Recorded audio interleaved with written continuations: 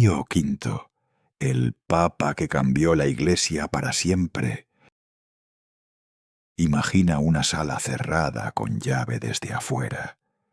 Imagina el olor a cera derretida, el murmullo tenso de hombres que llevan días sin dormir bien. Y sobre la mesa, el peso invisible de decidir quién va a gobernar la iglesia más grande del mundo. Era enero de 1566. El Papa Pío IV acababa de morir, y los cardenales reunidos en cónclave en Roma tenían sobre sus hombros una tarea que, a esas alturas, se parecía más a un problema de ingeniería de emergencia que a una elección espiritual. La Iglesia católica estaba sangrando por todas partes. Lutero había muerto 20 años antes, pero su legado seguía partiendo Europa en dos. Los protestantes ganaban territorios, los turcos ganaban mares, y Roma, la eterna Roma, llevaba décadas ganando apenas escándalos. Hay que detenerse en esto. Los hombres reunidos en ese cónclave no eran ingenuos. Sabían exactamente lo que necesitaban. Alguien manejable. Alguien que supiera moverse entre alianzas, que entendiera los códigos no escritos del poder pontificio, que no fuera a remover demasiado las aguas. La política vaticana del siglo XVI era una ciencia sofisticada y brutal, y lo último que esos cardenales querían era un hombre que se tomara el Evangelio demasiado en serio. Lo que obtuvieron fue exactamente eso. Antonio Ghislieri tenía 62 años cuando lo eligieron. Era delgado hasta lo preocupante, con los ojos hundidos de quien ha pasado décadas durmiendo poco y rezando mucho. Vestía con una austeridad que incomodaba a sus pares, sin seda, sin adornos, sin la elegancia calculada que se esperaba de un príncipe de la Iglesia. Era dominico de huesos y de alma, y había pasado la mayor parte de su vida persiguiendo herejes como gran inquisidor, un oficio que no genera precisamente amistades tibias. Cuando los cardenales pronunciaron su nombre, cuentan las crónicas que Ghislieri se puso a llorar. No de emoción, porque él sabía mejor que nadie lo que ese cargo significaba, y sabía también que él no era el tipo de hombre que los poderes de este mundo suelen querer en ese trono. Te voy a pedir que pienses en algo por un momento. Piensa en la última vez que alguien con poder real, con poder de verdad, llegó a ese poder sin quererlo, sin haberlo maniobrado, sin haber cedido nada de sí mismo para conseguirlo. Es difícil, ¿verdad? Porque el poder casi siempre llega a quienes lo persiguen, a quienes aprenden a negociarlo, a quienes saben exactamente el precio que hay que pagar. Ahora imagina a un hombre que llegó al papado llorando porque no lo quería. Ese hombre es la historia que vas a escuchar hoy. Ghislieri tomó el nombre de Pío V. Y desde el primer día, Roma supo que algo había cambiado de forma irreversible. Uno de sus primeros gestos fue abrir las arcas del Vaticano para distribuir comida entre los pobres de la ciudad. Otro fue expulsar a la corte de cortesanos, entretenidos y parásitos, que vivían a expensas de la Santa Sede, como si la Iglesia fuera un palacio nobiliario. La curia romana, acostumbrada a décadas de popes que gobernaban con una mano en el Evangelio y la otra en los negocios, no sabía si reír o esconderse. No era un político, no era un diplomático, era, en el sentido más literal y más incómodo de la palabra, un creyente. Y eso en el siglo XVI, en el centro nervioso del poder católico, era la cosa más radical y más peligrosa que podía ser. Lo que hace extraordinaria la historia de Pío V no es que fuera un santo, porque la santidad, en abstracto, es fácil de admirar desde lejos. Lo que hace extraordinaria su historia es el contexto en el que esa santidad operó. Un mundo en guerra, una institución fracturada, enemigos dentro y fuera de los muros del Vaticano, y la presión constante de reyes, emperadores y cardenales que esperaban que cediera. Y él no cedió, ni una sola vez. Esta no es la historia de un hombre dulce que rezaba en silencio y moría en olor de santidad sin molestar a nadie. Esta es la historia de un hombre que le torció el brazo al mundo, que se plantó frente a imperios, frente a flotas de guerra, frente a la corrupción de su propia casa, y que lo hizo no con ejércitos ni con dinero, sino con una claridad moral que a sus contemporáneos les resultaba casi sobrenatural. Hay una frase que los historiadores modernos usan para describir su pontificado: incómodo para todos. Para los protestantes, porque no cedió un milímetro en doctrina. Para los católicos tibios, porque les exigió coherencia. Para los reyes, porque se negó a convertir la Iglesia en un instrumento de sus ambiciones políticas. Para la curia, porque llegó dispuesto a reformar todo lo que oliera a podredumbre, empezando por las habitaciones más cercanas al trono. Eso fue todo lo que duró su papado. Pero en esos 6 años, Pío V reformó la misa, publicó el catecismo romano, reorganizó la curia, impulsó la Liga Santa contra los turcos y ganó una de las batallas navales más decisivas de la historia occidental. 6 años en los que un hombre que no quería el poder demostró, con hechos, lo que el poder puede hacer cuando no está al servicio de quien lo ejerce, sino de algo más grande que él mismo. Pero para entender todo eso, para entender por qué su figura sigue siendo relevante hoy, hay que entender primero el mundo que encontró cuando abrió los ojos al poder. Hay que entender el siglo XVI. Hay que entender qué tan cerca estuvo Europa de romperse en pedazos irreparables. Porque la grandeza de Pío V solo se mide sobre ese fondo oscuro. Para entender a Pío V hay que entender el mundo en el que vivió. Y ese mundo, a mediados del siglo XVI, no era el mundo ordenado y solemne que los cuadros renacentistas suelen sugerir. Era un continente al borde del colapso, atravesado por guerras religiosas, epidemias, traiciones políticas y un miedo genuino al fin de todo lo conocido. Comencemos por el interior.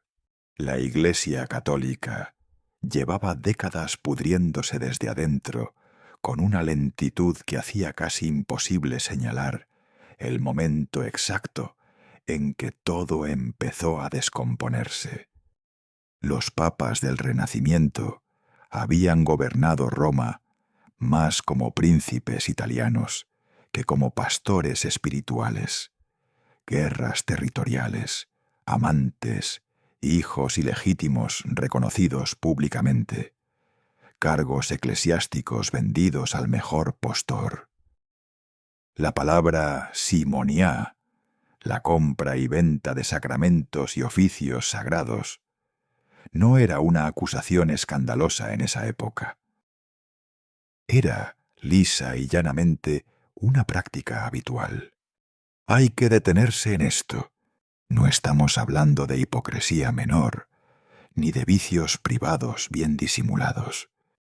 Estamos hablando de obispos que jamás pisaban sus diócesis porque vivían en Roma disfrutando de sus rentas. Estamos hablando de sacerdotes que no sabían latín, que no conocían los sacramentos que administraban, que vivían en concubinato abierto y cobraban por absoluciones como quien cobra por un servicio cualquiera.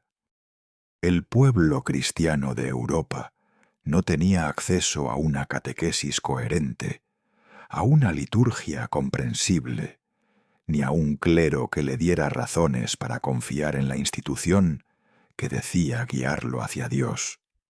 Sobre ese suelo fértil cayó Martín Lutero en 1517, con sus 95 tesis clavadas en la puerta de una iglesia en Wittenberg. Y lo que vino después no fue una simple disputa teológica entre académicos, fue una explosión. En menos de 30 años, media Europa había abandonado la obediencia a Roma. Inglaterra, Alemania del Norte, Escandinavia, partes de Francia, de los Países Bajos, de Polonia, todos fragmentándose, todos reescribiendo las reglas del cristianismo según sus propias interpretaciones, sus propios intereses, sus propios reyes. Las guerras de religión que siguieron no eran debates filosóficos con espadas. Eran ciudades enteras quemadas en nombre de Dios, familias partidas por la mitad según qué Biblia leían, príncipes alemanes eligiendo la fe de sus súbditos como quien elige el color de sus estandartes. La famosa paz de Augsburgo de 1555 había intentado detener el sangrado con la fórmula «Cuius regio, eius religio». La religión del territorio sería la del soberano. Pero eso no resolvió nada, solo institucionalizó la fractura. Y eso era solo adentro, porque afuera, en el Mediterráneo, había otra guerra que Europa miraba con un terror todavía más primario. El Imperio Otomano bajo Solimán el Magnífico y luego bajo su hijo Selim II era, sin exageración posible, la fuerza militar más poderosa del mundo conocido en ese momento. Sus ejércitos habían tomado Constantinopla en 1453, poniendo fin al Imperio Romano de Oriente con una eficiencia que dejó a Europa paralizada de espanto. Desde entonces los otomanos no habían dejado de avanzar. El norte de África, el Mediterráneo oriental convertido en un lago turco, las costas de Italia, España y Francia, asaltadas por corsarios que actuaban bajo bandera otomana, llevándose a hombres, mujeres y niños como esclavos. No estamos hablando de incursiones esporádicas. Estamos hablando de una presión sistemática, continua y aterradora, que hacía que dormir en un pueblo costero del sur de Europa fuera, literalmente, un acto de valentía. En 1565, apenas un año antes de que Ghislieri fuera elegido papa, los otomanos habían intentado tomar Malta con una flota de 40.000 hombres. Los caballeros de San Juan la defendieron con menos de 9.000. El gran asedio de Malta duró meses y fue una carnicería en ambos sentidos. Los turcos perdieron 25.000 hombres. Los defensores quedaron diezmados. Europa respiró, pero el mensaje era claro. El siguiente golpe podía no tener defensa.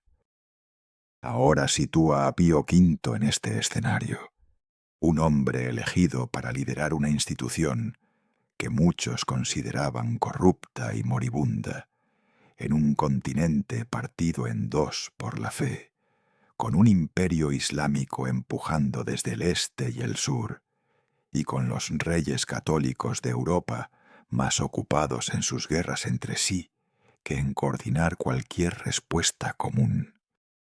La tarea no era reformar una parroquia, era, nada menos, evitar que la civilización cristiana occidental, tal como se conocía, dejara de existir. No era una metáfora, era una posibilidad real que los contemporáneos de Pío V consideraban con un miedo que se podía tocar con las manos. Y él lo sabía, por eso lloró cuando lo eligieron. No por falsa modestia, sino porque entendía con una claridad brutal lo que tenía enfrente. Un mundo en llamas que necesitaba, con urgencia desesperada, algo más que un administrador hábil o un diplomático elegante.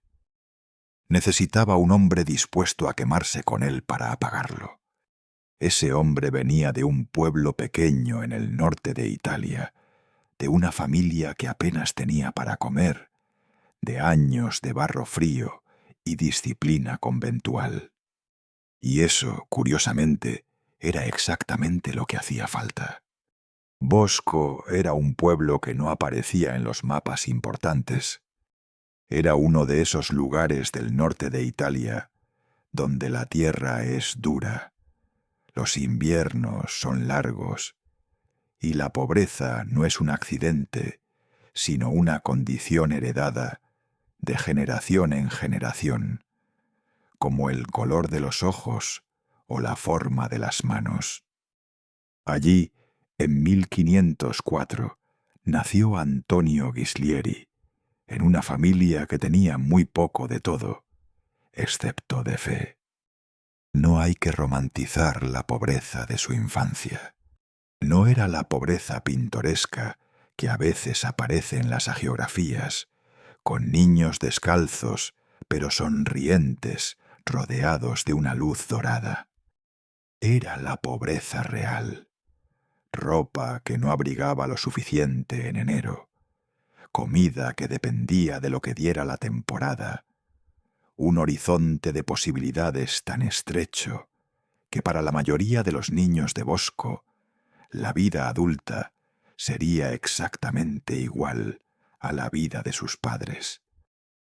El mundo no esperaba nada de Antonio Ghislieri, y Antonio Ghislieri, en principio, no tenía razones para esperar nada del mundo. Lo que cambió eso fue un encuentro.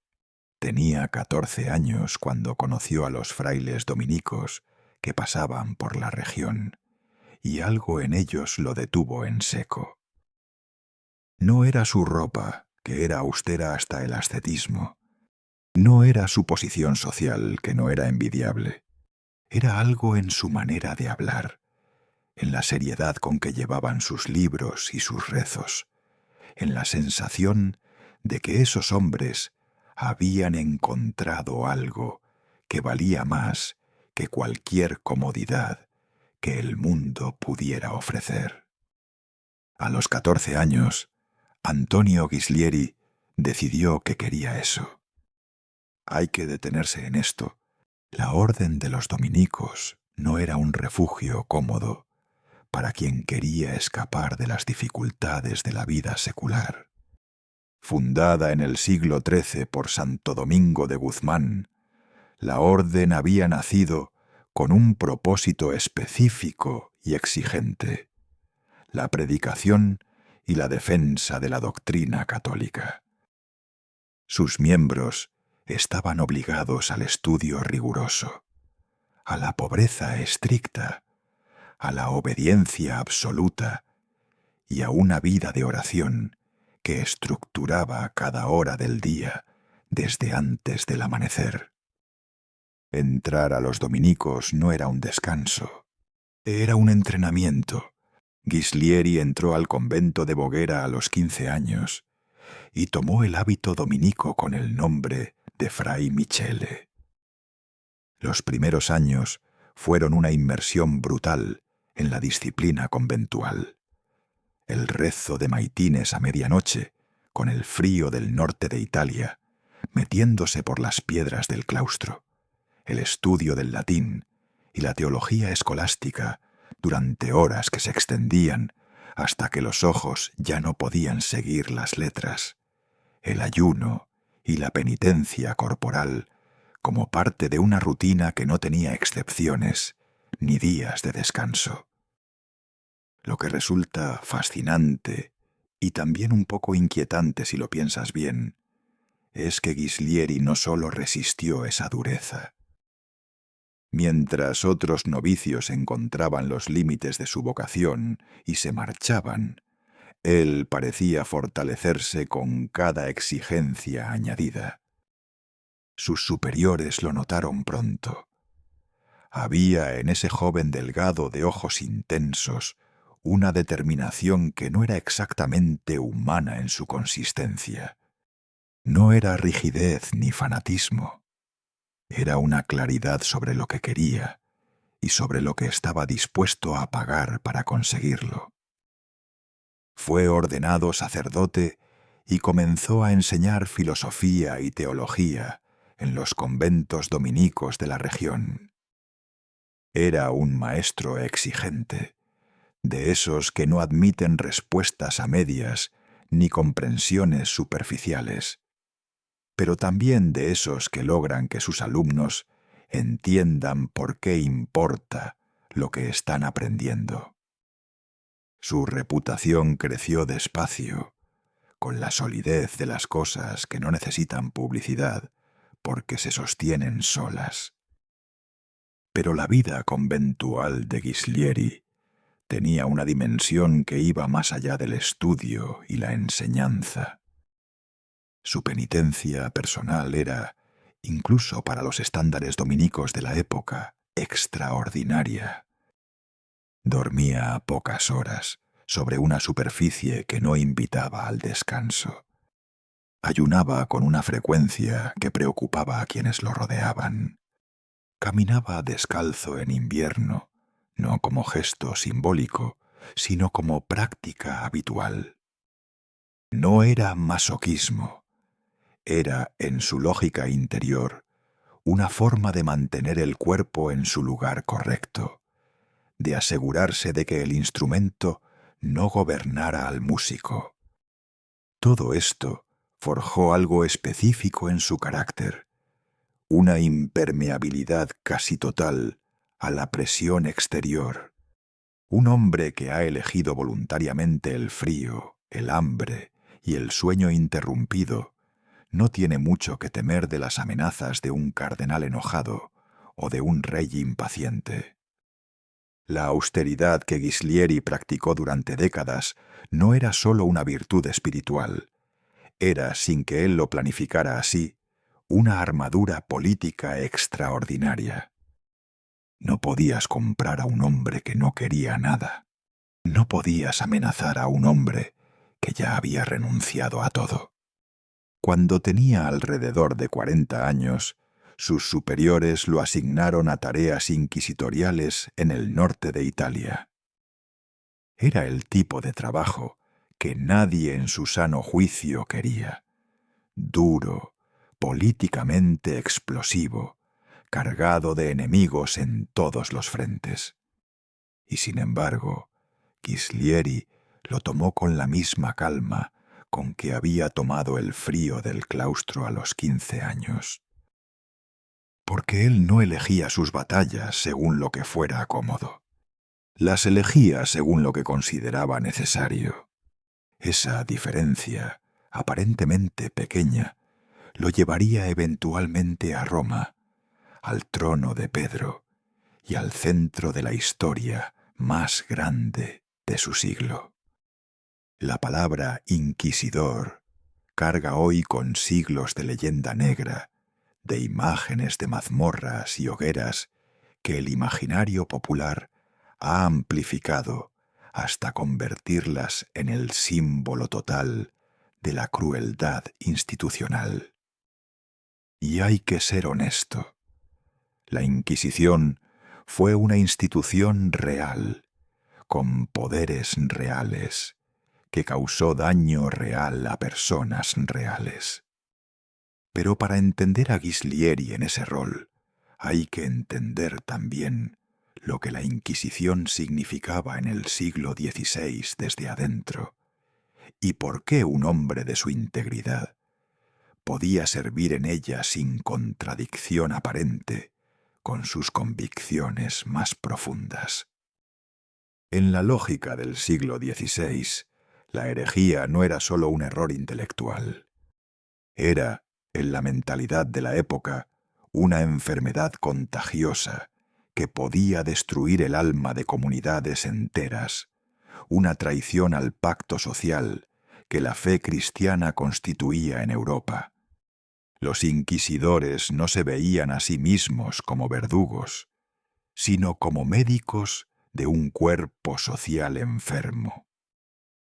Eso no los absuelve de sus excesos, pero sí explica por qué hombres de genuina piedad podían ocupar ese cargo sin sentir que traicionaban su vocación. Ghislieri era uno de ellos, y su manera de ejercer ese papel lo distinguía de muchos de sus contemporáneos. Fue nombrado comisario general de la Inquisición romana en 1551, cuando tenía 47 años. El Papa Julio III lo eligió precisamente porque necesitaba a alguien que no pudiera ser comprado, amenazado, ni seducido por las redes de influencia que hacían de Roma un mercado permanente de favores y contrafavores. Ghislieri era conocido en los círculos eclesiásticos por una característica que lo hacía a la vez valioso e incómodo. Era completamente indiferente a las consecuencias políticas de sus decisiones, cuando éstas contradecían lo que él consideraba justo.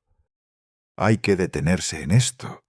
En una ciudad donde cada decisión institucional era el resultado de negociaciones invisibles entre familias nobles, intereses económicos y ambiciones personales, un hombre que actuaba según principios fijos era una anomalía perturbadora. Ghislieri investigó casos sin importar quién estaba involucrado. Confrontó a cardenales. Se negó a archivar expedientes que otros preferían olvidar. Y cuando sus superiores le pedían suavizar una sentencia por razones que no tenían nada que ver con la justicia, respondía con una cortesía fría, que era, en realidad, una negativa absoluta. Esto le creó enemigos poderosos. El cardenal Giovanni Morone, uno de los hombres más influyentes de la curia romana, fue investigado por Ghislieri bajo sospecha de simpatías con ideas protestantes. Morone era protegido de figuras importantísimas y tenía el tipo de conexiones que en Roma convertían a los enemigos en polvo. Pero Ghislieri siguió adelante. La investigación de Morón se convirtió en uno de los episodios más tensos de su carrera. Un choque entre la lógica del poder institucional y la lógica de un hombre que no reconocía esa lógica como vinculante. El Papa Pablo IV, elegido en 1555, era un reformador severo que encontró en Ghislieri un aliado natural y lo elevó a obispo de Sutri y Nepi, y luego a cardenal en 1557. Era la primera vez que Ghislieri recibía un honor que no había pedido y que, según cuentan quienes lo conocían, recibió con la misma incomodidad con que recibiría años después el papado. Cada ascenso en la jerarquía era para él no una recompensa, sino una responsabilidad adicional que pesaba sobre sus hombros ya cargados. Cuando Pablo IV murió en 1559, Roma explotó. Las multitudes que odiaban al Papa Severo asaltaron las oficinas de la Inquisición, quemaron archivos, liberaron prisioneros. Era el tipo de reacción popular que demuestra cuánto resentimiento puede acumularse debajo de la superficie de una ciudad gobernada por el miedo. Ghislieri observó todo aquello con la expresión de quien confirma algo que ya sabía, que la impopularidad de las instituciones no era necesariamente evidencia de su injusticia, sino a veces de su eficacia. Bajo el Papa Pío IV, sucesor de Pablo IV, Ghislieri tuvo uno de los periodos más difíciles de su carrera. El nuevo Papa era un hombre de temperamento opuesto al suyo, político, flexible, dado a los acuerdos y las mediaciones. Redujo el poder de la Inquisición, rehabilitó al cardenal Morone, el mismo que Ghislieri había investigado, y lo nombró nada menos que legado papal. Era un mensaje claro. Las reglas habían cambiado. Ghislieri fue enviado lejos de Roma, a Mondovì, como obispo de una diócesis periférica. Era, en el lenguaje diplomático de la época, un destierro elegante. Otro hombre se habría doblegado, se habría adaptado al nuevo tono, habría suavizado sus posiciones, habría aprendido a sobrevivir en el nuevo clima. Ghislieri no lo hizo. Gobernó su diócesis con la misma austeridad y la misma exigencia con que había hecho todo lo demás, visitando personalmente cada parroquia, confrontando a los sacerdotes negligentes, distribuyendo entre los pobres todo lo que la diócesis generaba por encima de lo estrictamente necesario para su funcionamiento. Era un obispo que vivía como su clero más humilde, y eso, en el norte de Italia del siglo XVI, era tan inusual que la gente salía a verlo pasar como si fuera un fenómeno natural. Cuando Pío IV murió en diciembre de 1565, los cardenales reunidos en cónclave tenían sobre la mesa el inventario completo de lo que la Iglesia necesitaba. Y por más que muchos de ellos preferían no admitirlo, la descripción se parecía demasiado al hombre que estaban tratando de evitar elegir. El cónclave de enero de 1566 duró 11 días. 11 días de negociaciones, de presiones cruzadas, de candidaturas que surgían y se hundían según los vientos cambiantes de las alianzas cardenalicias. El nombre de Ghislieri aparecía en las conversaciones con la incomodidad de quien menciona algo inevitable que nadie quiere confirmar en voz alta. Era demasiado conocido para ser ignorado, demasiado íntegro para ser descartado sin explicación, y demasiado incómodo para ser aceptado con entusiasmo. Fue el cardenal Carlo Borromeo, sobrino del Papa fallecido y uno de los hombres más respetados de la curia, quien inclinó la balanza. Borromeo era él mismo un reformador genuino, un hombre que entendía que la Iglesia no podía seguir posponiéndose a sí misma indefinidamente. Usó su influencia con una determinación tranquila y metódica, y cuando el humo blanco salió de la chimenea de la Capilla Sixtina, el nombre que Roma escuchó fue el de Michele Ghislieri. Tenía 62 años, un cuerpo delgado, castigado por décadas de austeridad, y ningún deseo visible de ocupar el trono que acababan de ofrecerle. Las crónicas de la época describen su reacción con un detalle que resulta difícil de imaginar en el contexto de cualquier elección a cualquier cargo de poder. Lloró, no con el llanto contenido y protocolario de quien finge modestia. Lloró con la angustia real de un hombre que comprende el peso de lo que acaba de caerle encima. Pidió tiempo para rezar, pidió que reconsideraran, y cuando quedó claro que no había reconsideración posible, aceptó con una frase que sus contemporáneos recordaron durante generaciones: que Dios le perdonara lo que estaban haciendo con él. Tomó el nombre de Pío V, y desde las primeras horas de su pontificado, Roma empezó a entender que algo había cambiado de forma estructural e irreversible. Uno de sus primeros actos fue negarse a mudarse a los apartamentos papales tradicionales, considerándolos excesivamente lujosos, y reducir drásticamente el número de sirvientes y cortesanos que habitualmente rodeaban al Papa como una corte nobiliaria. La servidumbre que esperaba continuar sus cómodos empleos en el Vaticano descubrió, con una sorpresa que no carecía de pánico, que el nuevo Papa hablaba en serio. Hay que detenerse en esto. El Vaticano del siglo XVI no era solo una institución religiosa.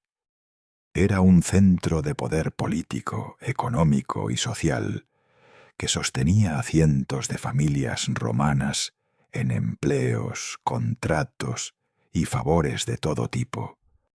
Reformar la curia no era un ejercicio espiritual abstracto.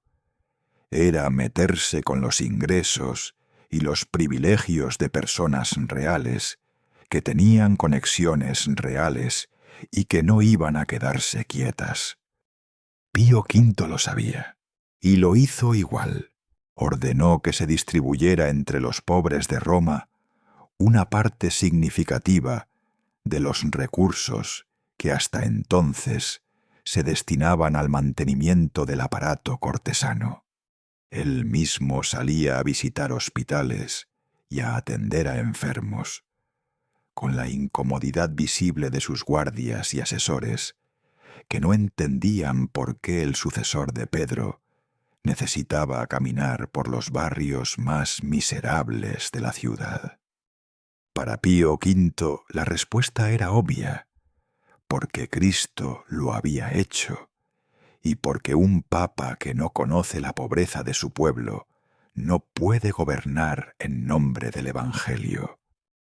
Sus reformas de la curia fueron sistemáticas y en muchos casos brutales en su eficiencia. Redujo el nepotismo con una firmeza que escandalizó incluso a sus admiradores. Sus propios familiares no recibieron cargos ni beneficios especiales. Exigió que los obispos residieran en sus diócesis, una norma que el Concilio de Trento había establecido y que durante décadas había sido ignorada con tranquila olímpica. Inició procesos contra sacerdotes que vivían en concubinato, contra prelados que acumulaban beneficios sin cumplir ninguna de las obligaciones que esos beneficios implicaban. Los cardenales que habían esperado un pontificado manejable empezaron a comprender su error con la lentitud dolorosa de quien ve cómo el suelo bajo sus pies se vuelve inestable. Pío V no era vengativo ni cruel, era simplemente coherente, y la coherencia aplicada con esa constancia resulta, para quienes dependen de la inconsistencia del sistema, más aterradora que cualquier represalia directa.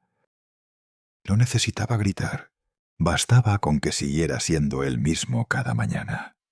Hubo intentos de presionarlo desde afuera también. Felipe II de España el monarca católico más poderoso de Europa, tenía sus propias expectativas sobre cómo debía comportarse un papa aliado. Esperaba flexibilidad en ciertas cuestiones doctrinales que convenían a sus intereses políticos.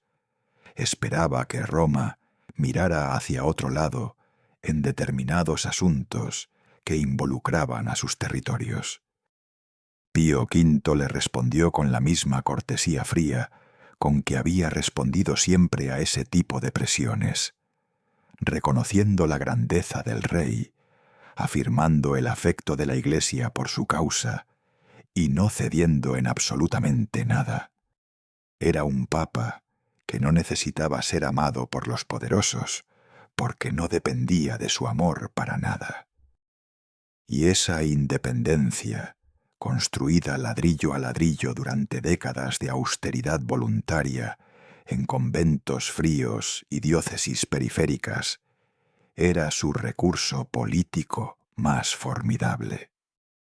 No podías negociar con un hombre cuya moneda de cambio era una que tú no podías imprimir. No podías comprar a quien no vendía nada, y no podías intimidar a quien ya había elegido, libremente y muchas veces, la incomodidad sobre el privilegio. Roma poco a poco fue entendiéndolo, y el mundo, más despacio todavía, empezaría a sentir las consecuencias de tener en el trono de Pedro a un hombre que se tomaba ese trono, y todo lo que implicaba, con una seriedad que hacía siglos no se veía. El Concilio de Trento había cerrado sus sesiones en 1563, apenas 3 años antes de que Ghislieri llegara al papado. 18 años de deliberaciones, interrupciones, crisis diplomáticas y debates teológicos que a veces rozaban la violencia, habían producido uno de los documentos más ambiciosos de la historia cristiana, un programa completo de reforma doctrinal, litúrgica y disciplinar que pretendía responder a la reforma protestante, no con condescendencia, sino con rigor. Era sobre el papel exactamente lo que la Iglesia necesitaba. El problema es que el papel y la realidad son dos cosas muy distintas. Porque el Concilio de Trento era un texto, y un texto, por más que lo firmen cardenales y lo proclamen papas, no cambia nada por sí solo. Cambia algo solo cuando hay alguien dispuesto a pagar el precio de hacerlo cumplir. En 1566, ese precio nadie lo había pagado todavía. Las resoluciones de Trento dormían en los archivos de las cancillerías episcopales de media Europa, mientras la vida cotidiana de la Iglesia seguía más o menos igual. Obispos ausentes, sacerdotes ignorantes, liturgia caótica, doctrina disuelta en siglos de costumbres locales que nadie se atrevía a tocar. Pío V se atrevió. Desde los primeros meses de su pontificado, la implementación de Trento se convirtió en el eje estructural de su gobierno. No como un proyecto burocrático de largo plazo que se va ejecutando con paciencia administrativa, sino como una urgencia moral que no podía esperar. El mundo se estaba fragmentando en tiempo real, y cada mes que pasaba sin que la reforma fuera tangible y visible, era un mes en que la credibilidad de la Iglesia católica seguía erosionándose ante sus propios fieles. Hay que detenerse en esto. Una de las primeras batallas fue la liturgia. El concilio había mandatado la unificación de la misa en toda la Iglesia latina para acabar con la proliferación de ritos locales que hacía que la misa en Roma, en Toledo, en Colonia y en Cracovia fueran experiencias casi irreconociblemente distintas. Pío V encargó la revisión del misal romano y en 1570 promulgó la bula que establecía la misa tridentina como el rito universal de la Iglesia latina. Esa misa, con modificaciones menores, sería la misa del catolicismo durante los siguientes 400 años. La resistencia fue inmediata y venía de todos los ángulos posibles.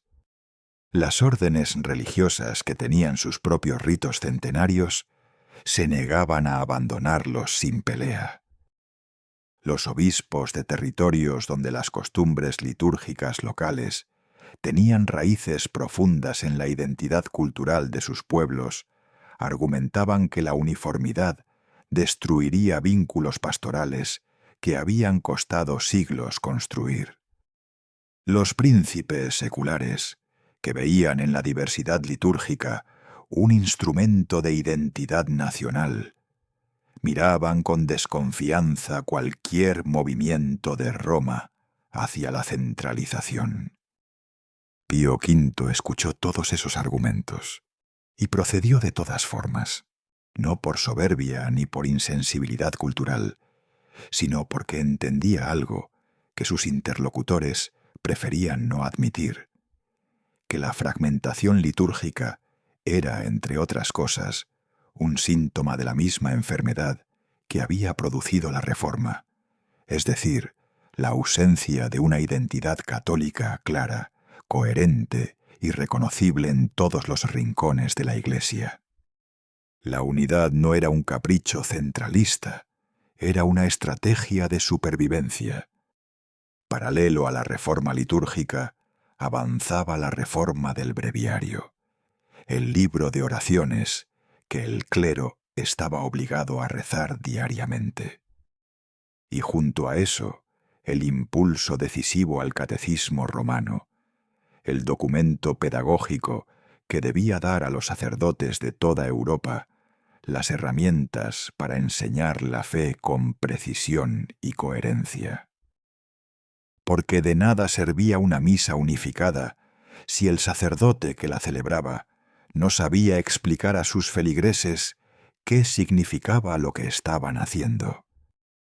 Esta dimensión de la reforma, la formación del clero, era quizás la más frustrante y la más lenta. Cambiar un misal es una decisión que se ejecuta con una bula y unas imprentas. Cambiar la calidad intelectual y moral de miles de sacerdotes diseminados por toda Europa es una empresa generacional que ningún papa puede completar en un pontificado de 6 años. Pío V lo sabía, y aún así empujó. Fundó seminarios, exigió estándares de ordenación más estrictos, envió visitadores apostólicos a las diócesis para verificar que las normas se cumplieran. Los visitadores apostólicos encontraron, en muchos lugares, un panorama que hubiera hecho llorar a cualquiera con algo de conciencia institucional. Sacerdotes que no podían recitar el Padre Nuestro en latín, parroquias sin catequesis desde hacía años, iglesias en estado de abandono físico que reflejaba el abandono espiritual de quienes debían cuidarlas.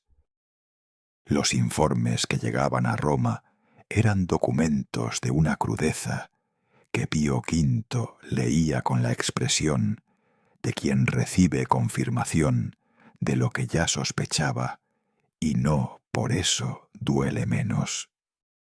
Pero en medio de toda esa maquinaria reformadora había algo que Pío V hacía cada noche sin excepción, sin importar cuántas crisis tuviera encima, cuántas audiencias hubiera tenido ese día, cuántas cartas urgentes esperaran respuesta en su escritorio.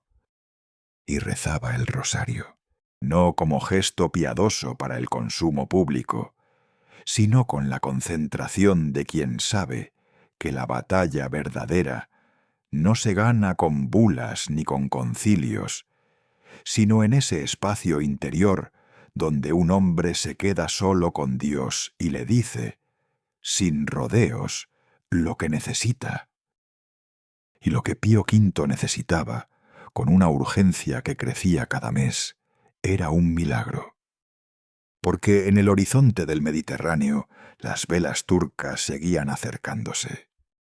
En el verano de 1570, los informes que llegaban a Roma desde el Mediterráneo oriental eran sistemáticamente peores que los anteriores. La flota otomana bajo el mando de Alí Pachá había tomado Chipre con una eficiencia aterradora.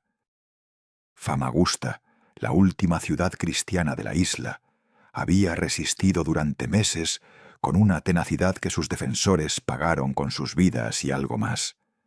El comandante veneciano, Marcantonio Bragadín, tras rendirse bajo promesa de trato honorable, fue torturado durante días, desollado vivo y su piel rellena de paja exhibida como trofeo. El mensaje que los otomanos enviaban a Europa no era sutil. Era una declaración de intenciones. La noticia llegó a Roma con todos sus detalles, y Pío V la recibió con el silencio de quien ya no se sorprende de la crueldad humana, pero tampoco se acostumbra a ella.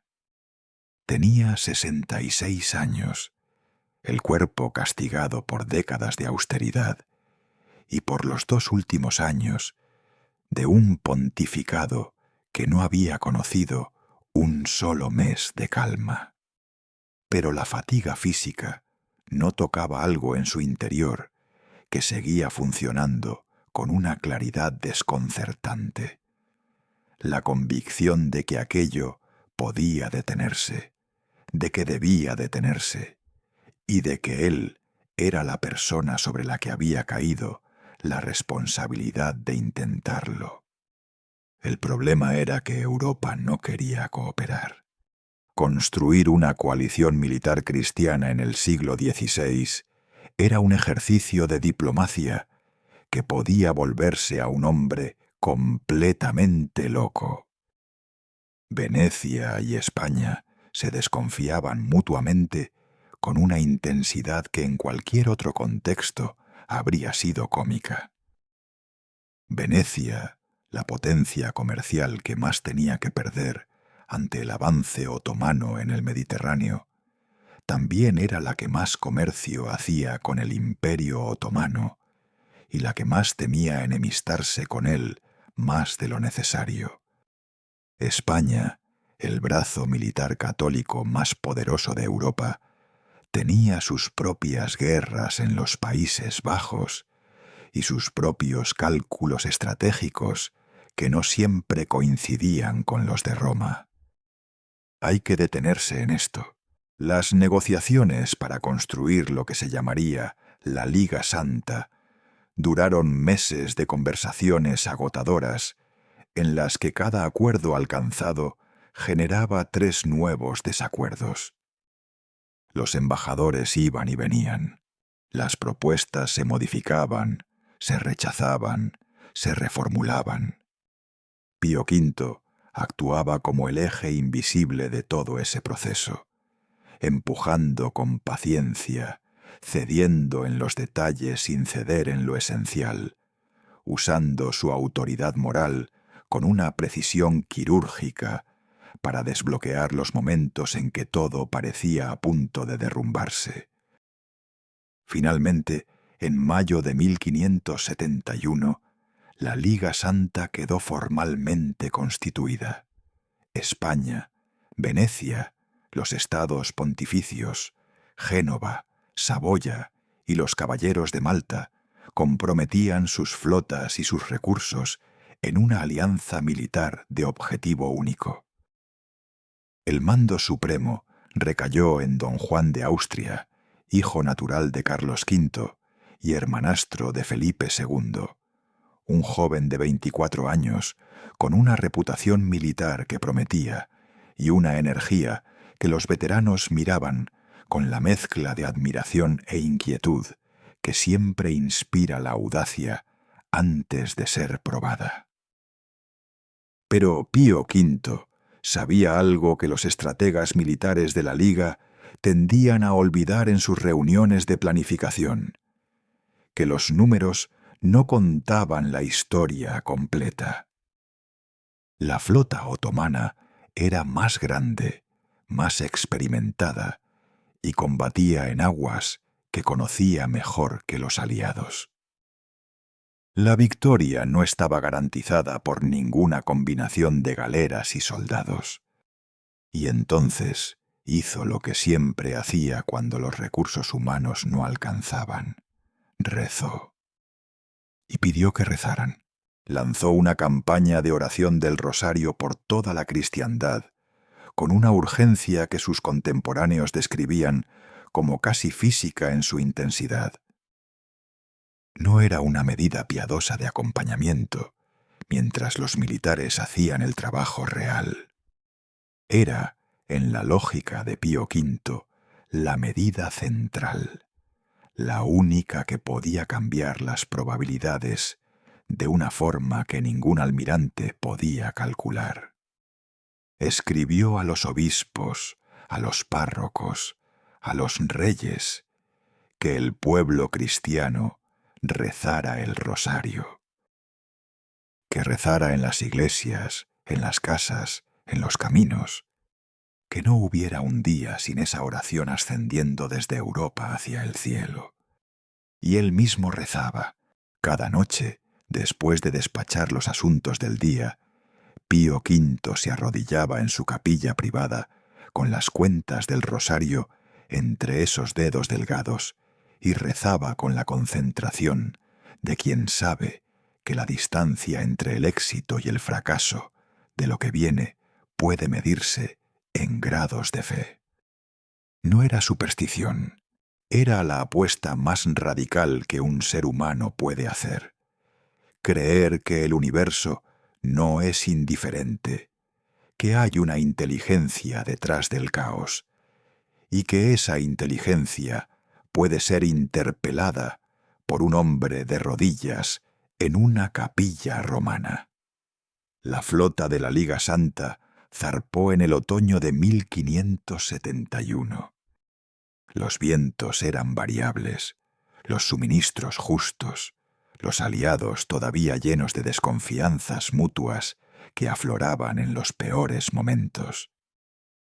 Don Juan de Austria navegaba hacia el este con 208 galeras, 6 galeazas venecianas y más de 28.000 soldados de infantería. En Roma, Pío V esperaba con esa quietud, que no era resignación, sino tensión contenida hasta el límite de lo soportable. Sabía que las noticias tardarían días en llegar. Sabía que cuando llegaran, cambiarían todo en una dirección o en la otra. Y seguía rezando. El 7 de octubre de 1571, amaneció con el mar en calma en el Golfo de Lepanto, frente a las costas de Grecia. Era una calma engañosa, el tipo de quietud que precede a algo que no tiene nombre todavía.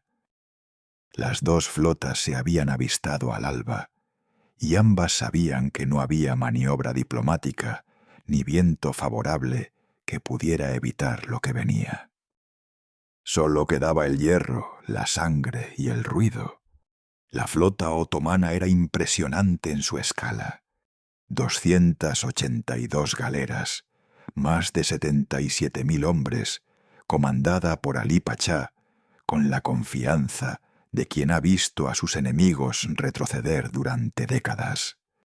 Los otomanos dominaban el Mediterráneo oriental desde hacía generaciones, y tenían razones sólidas para no esperar un resultado distinto al de siempre. Frente a ellos, la flota de la Liga Santa formaba en línea de batalla con sus 208 galeras y sus 6 galeazas venecianas, esas naves enormes y artilladas pesadamente que nadie había visto todavía en combate naval y cuyo potencial destructivo era, en ese momento, una incógnita para todos. Hay que detenerse en esto.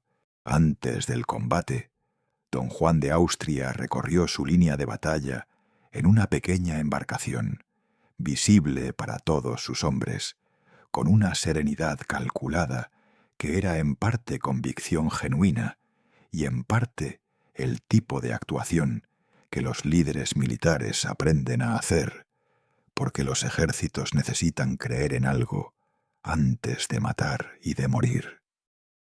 Ordenó que se soltaran las cadenas de los galeotes cristianos que remaban en las galeras de la Liga, dándoles armas y prometiéndoles la libertad si ganaban. Miles de hombres que llevaban años encadenados a un banco de remos agarraron sus espadas con manos que habían olvidado cómo sostener otra cosa. La batalla comenzó poco después del mediodía y fue, desde los primeros minutos, un caos controlado que los historiadores militares han analizado durante siglos sin agotar su complejidad. Las galeazas venecianas se adelantaron a la línea y abrieron fuego sobre la formación otomana antes de que ésta pudiera completar su maniobra de envolvimiento, provocando una confusión inicial que don Juan aprovechó para lanzar el ataque central. Las galeras chocaron entre sí con un ruido que los supervivientes describieron como el sonido del mundo partiéndose en dos. Madera astillada, cañones disparando a quemarropa, hombres cayendo al agua desde cubiertas convertidas en mataderos. La batalla duró menos de horas. En ese tiempo, la flota otomana fue destruida con una completitud que dejó atónitos a los propios vencedores. Más de 200 galeras turcas capturadas o hundidas, más de 30.000 otomanos muertos. Alí Pachá cayó en combate y su cabeza fue izada en la punta de una lanza sobre la galera capitana. El tipo de imagen brutal que en el siglo XVI no era propaganda, sino comunicación directa sobre el resultado de la batalla.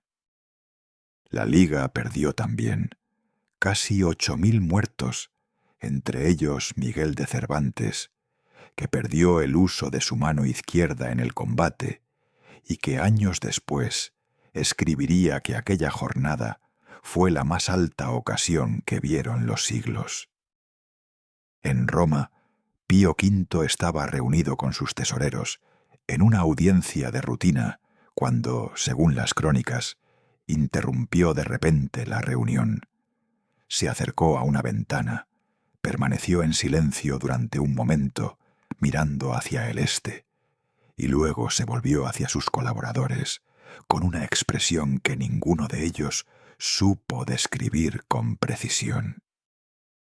Les dijo que dejaran los negocios por ese momento, que fueran a dar gracias a Dios, porque la flota cristiana acababa de ganar una gran victoria. Las noticias oficiales de Lepanto tardaron 2 semanas en llegar a Roma. Ese día Pío V lo supo antes. Cuando la confirmación llegó, Roma estalló en una celebración que duró días.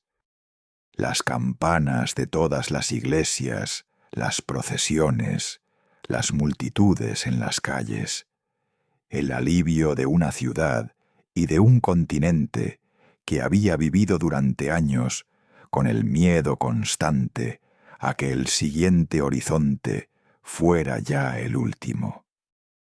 Pío V participó en las celebraciones con una solemnidad que no era frialdad, sino reconocimiento. Aquello no había sido solo una victoria militar. Había sido, en su lectura de los hechos, una respuesta. Instituyó la fiesta de Nuestra Señora de la Victoria para el primer domingo de octubre, en memoria de la fecha de la batalla.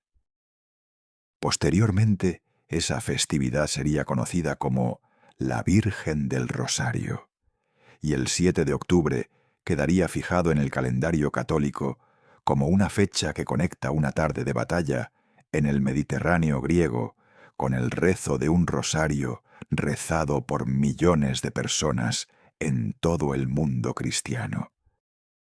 Esa conexión, esa línea directa que Pío V trazó entre la oración y el acontecimiento histórico, es uno de los gestos más audaces e inusuales de su pontificado.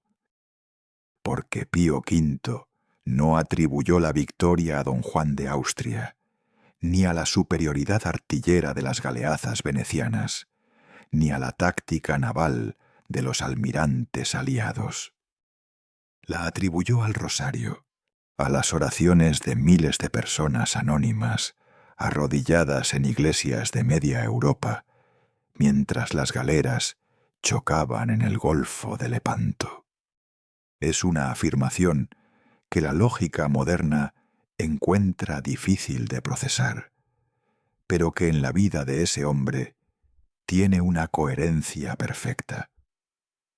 Quien había construido toda su existencia sobre la convicción de que el universo escucha, no podía interpretar ese octubre de otra manera. Lepanto fue, para Pío V, la prueba más grande de que había algo al otro lado escuchando. Y el mundo no volvió a ser exactamente el mismo. En los meses que siguieron a Lepanto, algo en el cuerpo de Pío V empezó a ceder. No de golpe, no con el dramatismo de una enfermedad aguda, sino con la lentitud silenciosa de un organismo que ha dado todo lo que tenía y que empieza, con una discreción casi elegante, a retirarse. Tenía 67 años y había vivido esos años con una intensidad que habría agotado a hombres mucho más robustos. El dolor era constante, los médicos preocupados, y él seguía despachando audiencias, firmando documentos y rezando el rosario cada noche, como si su cuerpo fuera un detalle menor en una agenda que no le pertenecía a él. Murió el 1 de mayo de 1572. Hacía 6 años y 3 meses que había aceptado, llorando, el peso del papado. En ese tiempo había reformado la liturgia de la Iglesia latina, publicado el Catecismo romano, reorganizado la curia, distribuido entre los pobres recursos que sus predecesores acumulaban, enfrentado a reyes y cardenales sin doblegarse, y coordinado la victoria naval más decisiva del siglo XVI. La duración de un ciclo de educación primaria, el tiempo que le tomó a un hombre de 62 años, delgado y enfermo, cambiar el curso de la historia occidental. Sus últimas palabras, según los que estuvieron presentes, fueron una oración. No un discurso, no instrucciones para sus sucesores, no un resumen de su pontificado. Era completamente coherente con todo lo que había sido. Un hombre que había entrado a la vida pública rezando y que la abandonaba de la misma manera, sin aspavientos, sin teatro, con la misma concentración austera con que había hecho todo lo demás. Hay que detenerse en esto. Roma lloró su muerte con una sinceridad que no era protocolo. El pueblo de la ciudad, ese mismo pueblo al que había alimentado con los recursos del Vaticano y visitado en los hospitales cuando los protocolos papales desaconsejaban tal cosa, salió a las calles con un dolor que los contemporáneos describieron como genuino y masivo. Era el tipo de despedida que no se fabrica con relaciones públicas ni con gestión de imagen. Era el resultado natural de 6 años en que la gente más humilde de Roma había visto con sus propios ojos que el hombre que vivía en el Vaticano pensaba en ellos. Su canonización llegó 140 años después, en 1712, bajo el Papa Clemente XI. Es un intervalo que puede parecer largo, pero que en los ritmos de la Iglesia católica no es inusual para figuras cuya grandeza es tan evidente que el proceso formal casi parece un trámite tardío. Para entonces, su figura ya había adquirido en la memoria colectiva católica esa dimensión doble que sólo tienen los grandes. Era a la vez un modelo de santidad personal y un actor histórico cuya influencia era medible en décadas y continentes. La misa tridentina que él codificó sobrevivió intacta hasta el Concilio Vaticano II en los años 60 del siglo XX, es decir, casi 400 años. El catecismo romano que impulsó fue el texto doctrinal de referencia del catolicismo durante siglos. La fiesta de Nuestra Señora del Rosario, que instituyó, se sigue celebrando cada 7 de octubre en todo el mundo católico, desde las catedrales de Europa hasta las pequeñas capillas de América Latina y África. Su figura aparece en las iglesias dominicas de medio mundo, reconocible por el hábito blanco y negro, los ojos serios y esa expresión que no es dureza, sino concentración, la de un hombre que nunca olvidó para qué estaba aquí. Pero más allá de las fechas en el calendario y los textos en los archivos, lo que el legado de Pío V plantea a quien se detiene a pensarlo es una pregunta que incomoda en cualquier época. ¿Qué pasa cuando alguien ejerce el poder sin quererlo para sí mismo? ¿Qué pasa cuando la persona que toma decisiones que afectan a millones no tiene nada personal que ganar ni que perder con esas decisiones? La respuesta que da la vida de Pío V es perturbadora en su claridad. Pasan cosas extraordinarias. Pasan cosas que los cálculos normales del poder no pueden predecir ni explicar. No era un hombre sin defectos. La historia honesta de su pontificado incluye decisiones que el juicio contemporáneo cuestiona con razón, aspectos de su ejercicio de la autoridad que responden a los límites y las cegueras de su época, tanto como a su carácter personal.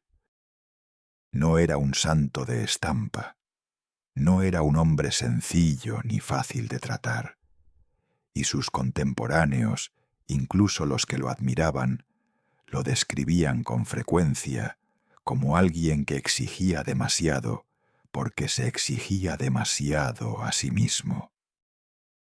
Pero esa exigencia, ese rechazo absoluto a negociar con lo que consideraba fundamental, es también la clave de todo lo que hizo.